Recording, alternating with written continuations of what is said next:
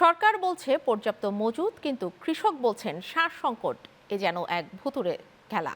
এমনই চিত্র দেশের অন্যতম কৃষি প্রধান অঞ্চল নওগাঁর।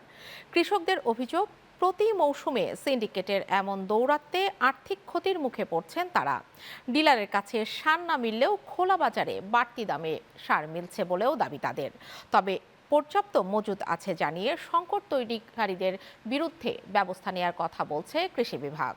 নওগাঁর সার সংকট নিয়ে বিস্তারিত জানাচ্ছেন রিফাত হোসাইন সবুজ। কৃষির জেলা নওগাঁয় চলছে আমনের মৌসুম। ভরা এ মৌসুমে ধান ছাড়াও বিভিন্ন শাকসবজি রোপণের পর থেকেই প্রয়োজন হয় সারের, কিন্তু হঠাৎ করে সার সংকটে ভুগছে নওগাঁর কৃষকরা। কৃষকরা জানান, সার কিনতে তাদের সরকারি দামের চেয়ে বেশি টাকা গুনতে হচ্ছে। 50 কেজি এক বস্তা টিএসপি সারের সরকার নির্ধারিত দাম 1350 টাকা হলেও 1500 টাকা থেকে 1600 টাকায় বিক্রি হচ্ছে। একইভাবে বাড়তি দামে কিনতে হচ্ছে ডিএপি ও ইউরিয়া সার। সার মানে পাওয়া যাচ্ছে না সচরাচর, টাকা তো বেশি লাগিচ্ছে, কিন্তু তারপরে সার মিলান যাচ্ছে না। সার থেকে ধরে সার, পটাশ, ইউরিয়া, ডিএপি সম্পূর্ণই সংকেত, কারণ দাম বেশি। বস্তা প্রতি 150, 200, 300 টাকা পর্যন্ত ডিএপি বেশি যাচ্ছে।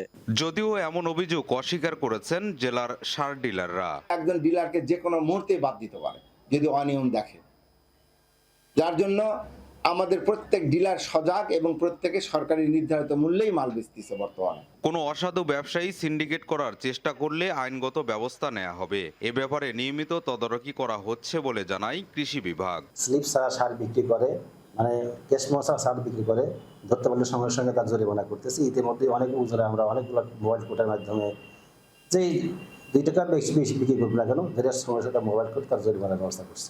জেলায় চলতি মৌসুমে 1,96,125 হেক্টর জমিতে আমন ধান চাষের লক্ষ্যমাত্রা নির্ধারণ করা হয়েছে।